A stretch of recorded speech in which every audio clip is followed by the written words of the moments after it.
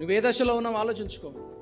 చిన్నపిల్లలారా, మీ పాపములు క్షమించబడి ఉన్నవి, మీ తండ్రి ఎవరో మీకు తెలుసు.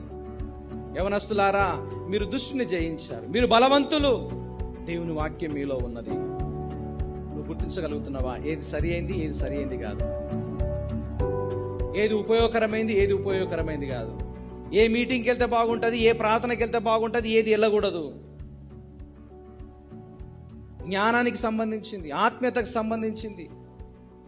నేను ముందుగానే చెప్పిన, బైబిల్ పట్టుకున్న వాళ్ళందరూ కూడా సత్యమైన బోధ చేస్తున్నారని కాదు. చర్చికి వచ్చే వాళ్ళందరూ కూడా రక్షింపబడిన క్రైస్తవులు కాకపోవచ్చు. వాళ్ళను మాదిరిగా తీసుకుంటే, వాళ్ళను ఉదాహరణగా తీసుకుంటే, నీ జీవితంలో నువ్వు బలంగా ఉండలేదు, వాక్యం మీలో నిలబడదు, మీరు దుష్టుని జయించిన స్థితిలో ఉండలేరు. సత్యాన్ని అన్వేషించి వాస్తవాలను గుర్తెరిగి వాక్యం పట్ల అవగాహన పెంచుకుంటే పరిపక్వత చెందిన క్రైస్తవులు